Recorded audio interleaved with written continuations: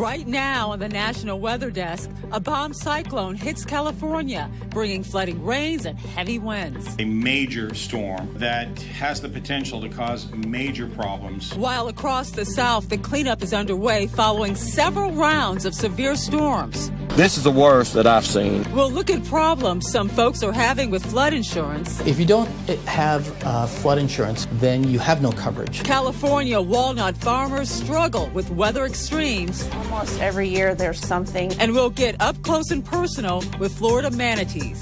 During manatee season, we start to see a lot more of them in our waterways. From our nation's capital, this is the National Weather Desk. And good morning, everyone, and welcome to the National Weather Desk. I'm Angela Brown. We start with that bomb cyclone that is hammering California right now. The state declaring a state of emergency as soaking rain and powerful winds could set off flooding and also some mudslides. The National Guard, though, is standing by to help. The San Francisco Bay Area is seeing some of the heaviest rains. Some parts of Northern California could receive another 10 inches of rain. Now, that's on top of what already fell over the past week.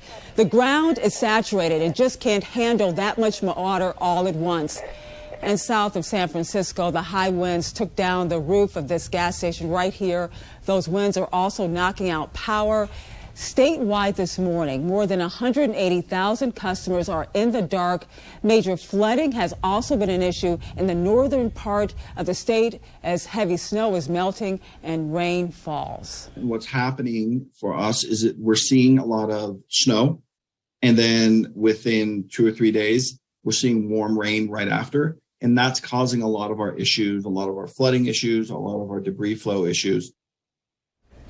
And for more on what's happening right now in California and, of course, what's next, we're joined by meteorologist Brian Vandergraaf. Good morning. Good morning, Angela. I'll tell you, outside in the west, they are still dealing with more waves of rain that continue to work their way on shore as that atmospheric river of just juicy air continues to work its way on shore and bring with it more and more rain, several inches more on top of what they saw yesterday falling out there this morning. In fact, so much so that there's an excessive rainfall outlook up, the slight risk for higher amounts of rain. And the big story, too, with that ongoing rain and those waters coming down the tributaries. We're talking about urban flooding and maybe even some mudslides and rock slides. If you ever encounter a flooded roadway, turn around, don't drown. Flood watches remain in effect through Friday. High wind watches and warnings, they're in effect all the way through late this morning.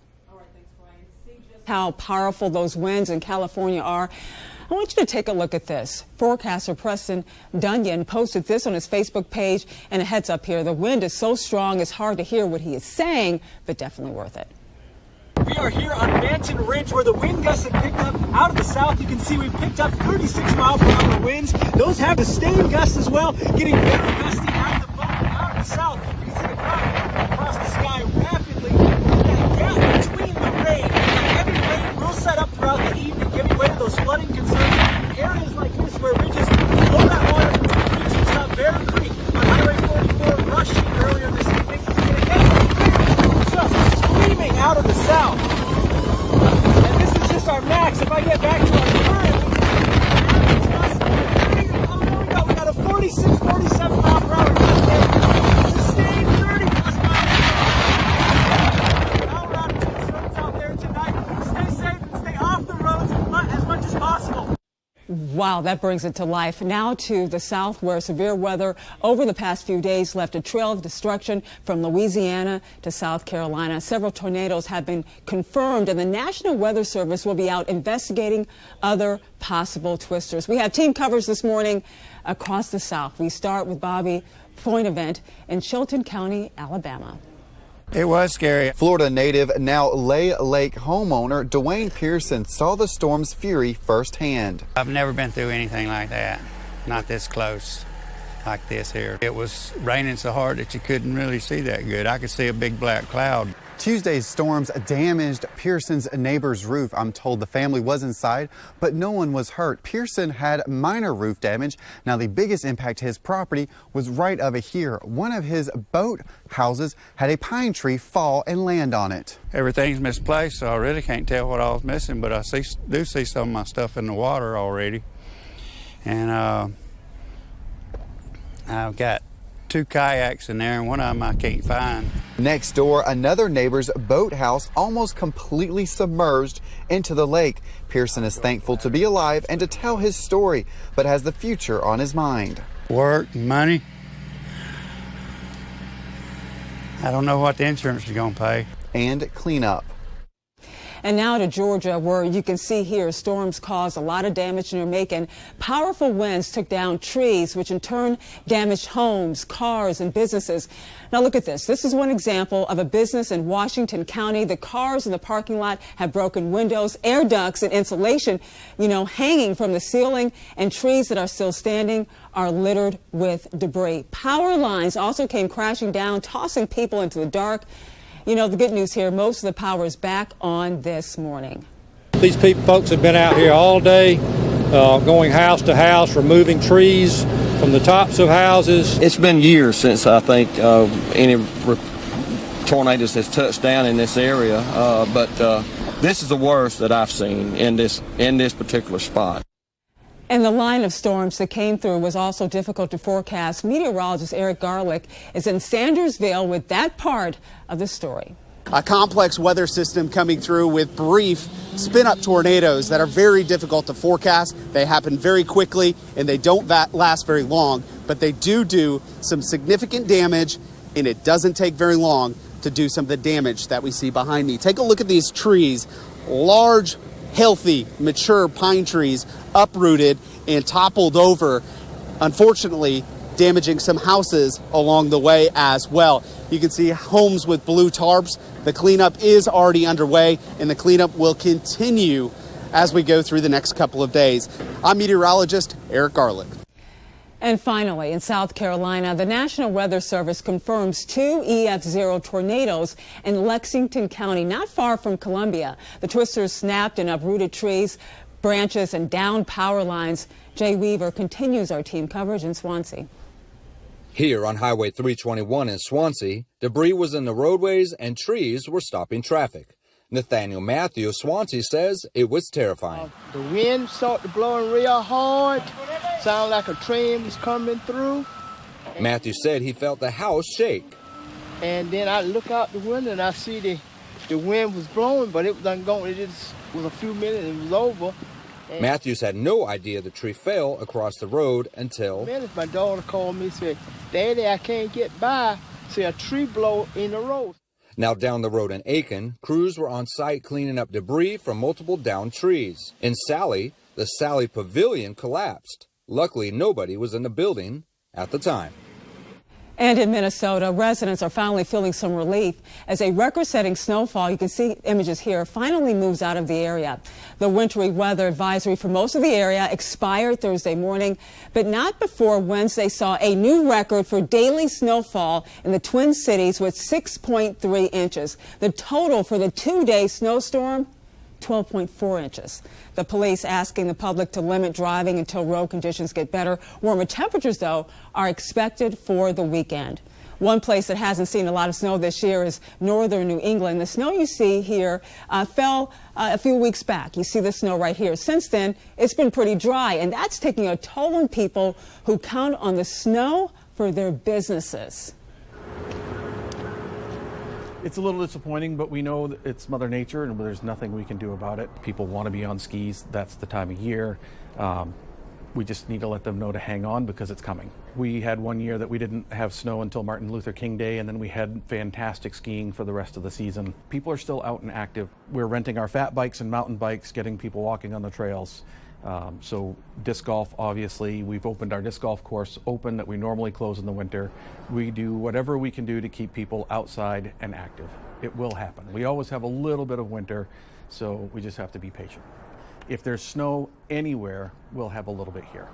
And you never know what you're going to get, so you just cross your fingers and hope that we can get people on skis. And do you hear that wind? This is the Solitude lift at the Palisades TAHOE ski resort in California. The wind was so strong, the lift was put on a wind hold Wednesday morning. This is the same ski resort that set a mountain record for the most snow in a 12-hour period. They reported 7 inches per hour at one point on New Year's Eve. And coming up on the National Weather Desk, we'll show you the unique way the manatees in Florida deal with the code.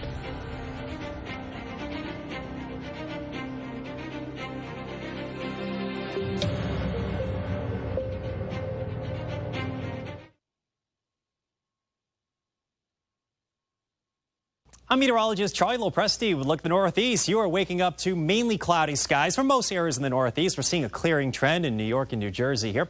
The back edge of that wintry mix and rain that's moving out of northern New England. There might be a few spots that have freezing drizzle and snow in northern Maine this afternoon, but most of us top out in the 30s and 40s, a few spots a little bit warmer. We will reintroduce some rain and snow showers on Friday. Expect some more light accumulations in New York and through parts of northern New England. I'm meteorologist Jonathan Myers, and here's a look at the mid-Atlantic region. Starting in the 40s to near 50 degrees, some sunshine in and out for our Thursday. By lunch, we're getting close to 60 and probably highs near 60 up and down most of the 95 corridor. Later in the day, there could be an outside chance of a sprinkle or two as we see another little weather maker move in, and that will lead to even cooler temperatures yet as we wrap up the week and head on into the weekend. That's the scene here. Good morning, I'm meteorologist Michael Ehrenberg. Here is a look at your southeast regional forecast for this Thursday. A slow-moving cool front will move from north and central Florida during the morning hours down into the central part of the state mid to late afternoon with a few spotty showers and storms. A lot of sun and drier air behind that front for areas north and west of that front through the daytime on Thursday. Cool temperatures 50s over Tennessee and northern Mississippi, 60s from the Carolinas down to the Gulf Coast, warm 80s south of the front in South Florida.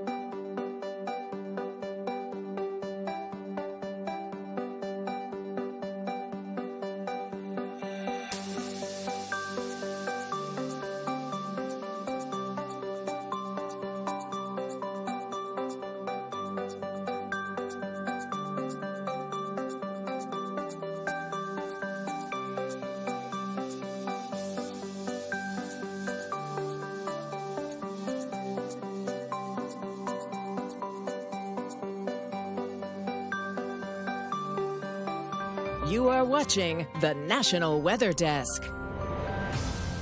Welcome back, everyone. Florida wildlife is feeling the impact of the cold weather that really rocked the country. While iguanas were falling out of trees, manatees were gathering in warm lagoons. Emily Gracie spoke to the folks at Manatee Lagoon in West Palm Beach to see what these marine mammals do when the temperatures plummet.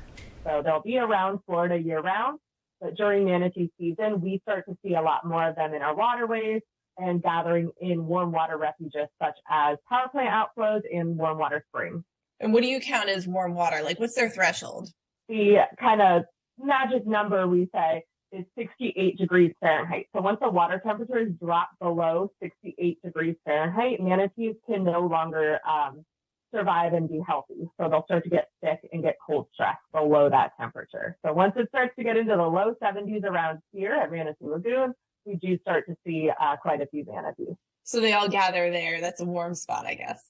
Yeah, Manatee Lagoon is located right next to the Riviera Beach Clean Energy Center, and it is putting out clean, warm water as part of the power generation process. So I'm guessing you had a little crowd last week.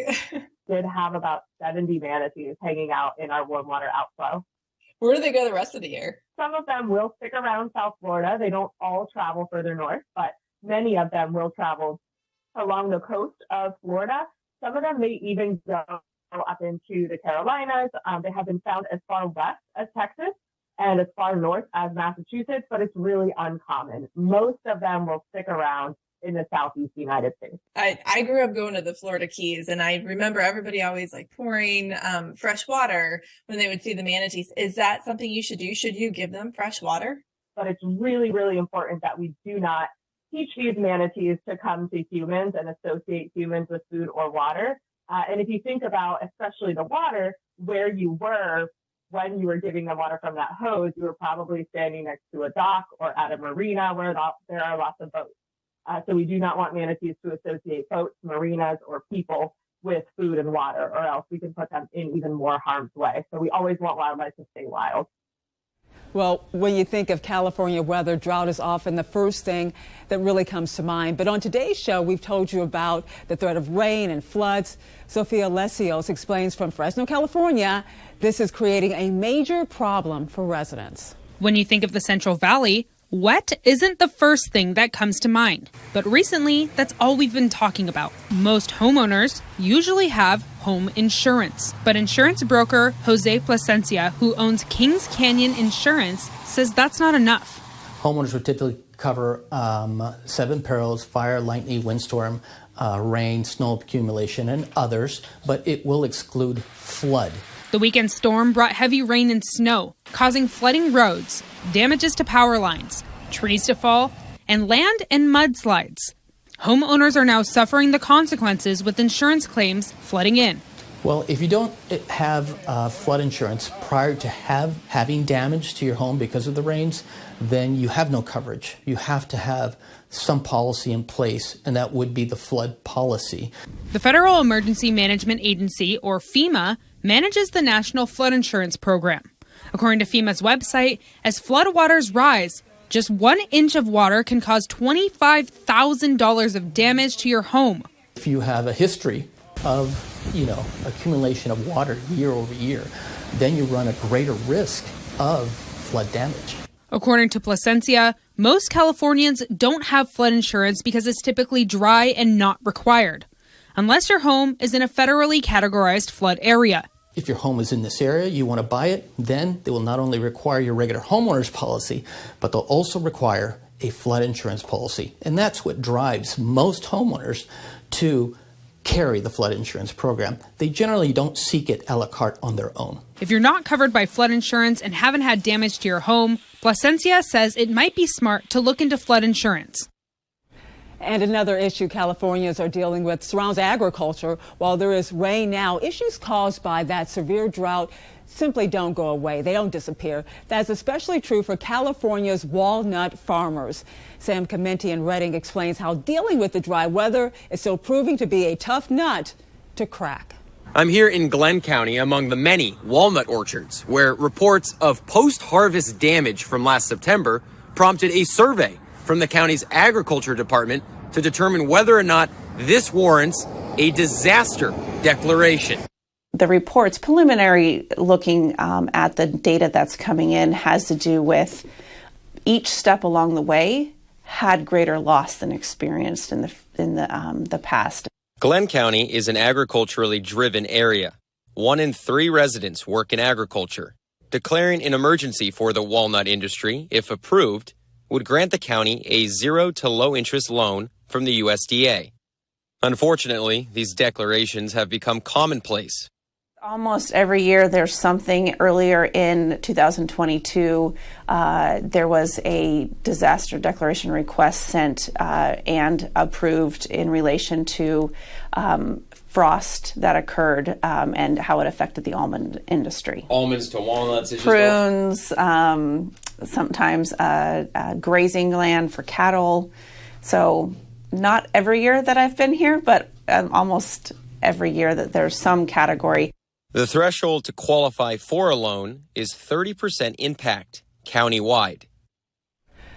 The West Alabama city of Utah has experienced several severe weather events over the past year. As Aaron Wise reports, the challenge for city emergency officials is to keep residents on alert, even as many suffer from severe weather fatigue. There's been no shortage of disruptions for the city of Utah when it comes to severe weather. From a tornado hitting the Branch Heights housing community in April 2022. The roof is missing on top of this house. The wind so strong that the insulation was blown through. To another barreling through the Sagewood apartment complex and other parts of the city in late November. I tried to go into my bedroom and I saw nothing but the sky.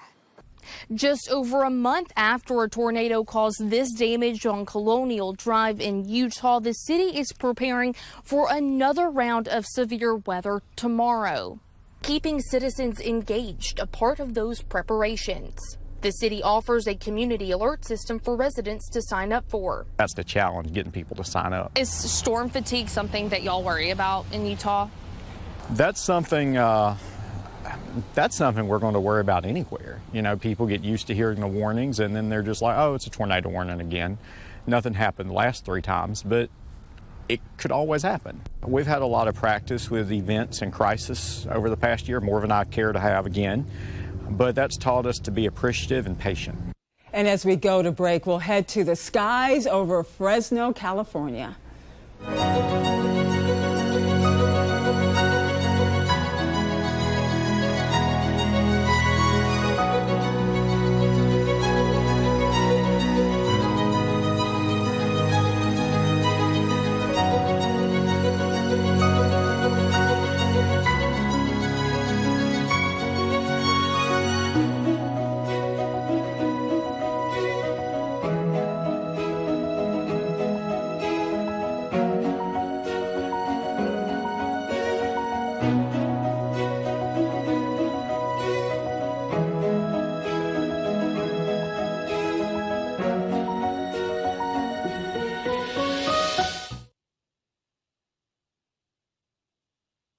Happy Thursday, everyone. I'm meteorologist Phil Kelly. Well, after a few mild days in the Ohio Valley, some of this colder air going to start slipping down. Though we'll still see some sunshine and temperatures right around 50 in Cincinnati. We'll be in the mid-30s, Chicago and South Bend, and some sunshine west of that. Rain-snow mix starts to move through the Ohio Valley. We dry out into the upper Midwest, and those temperatures will continue to drop as this whole system moves through, bringing January-like temperatures to the region for the weekend.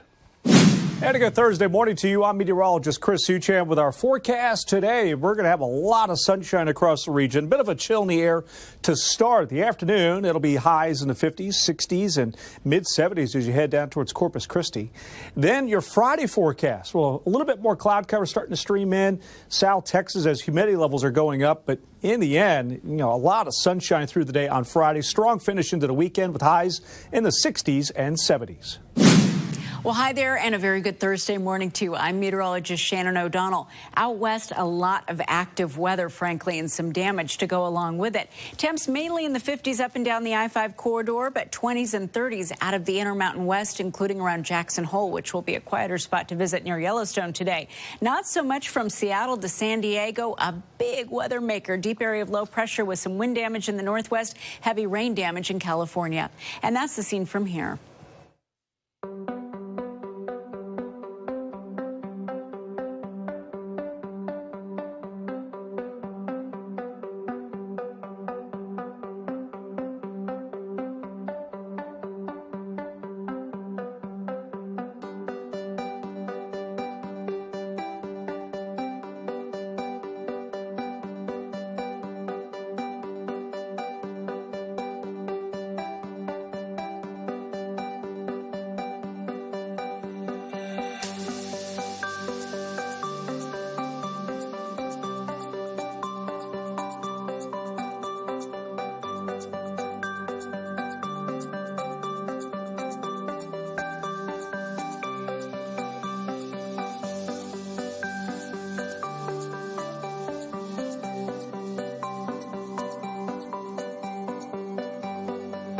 Weather Window, presented by the National Weather Desk. This week in unusual weather includes record-setting temperatures and a January tornado in Illinois. This one spotted Tuesday northeast of Springfield.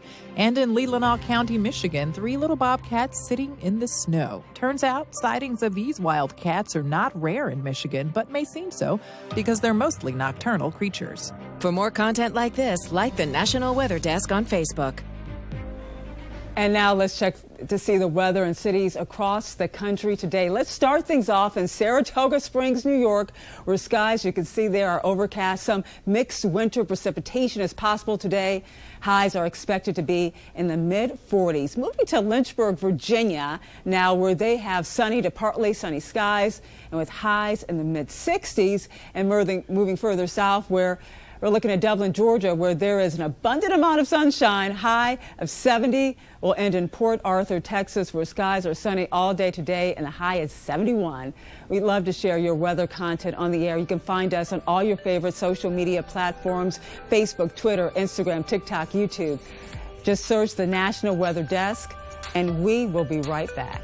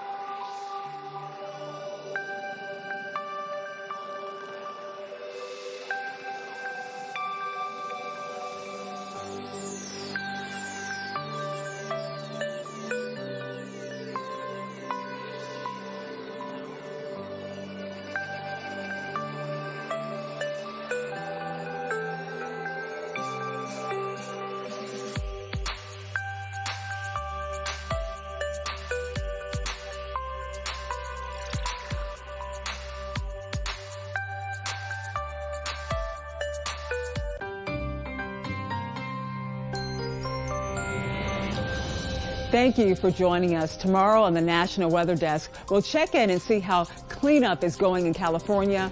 I'm Angela Brown. Make it a great day, and we'll see you right back here tomorrow.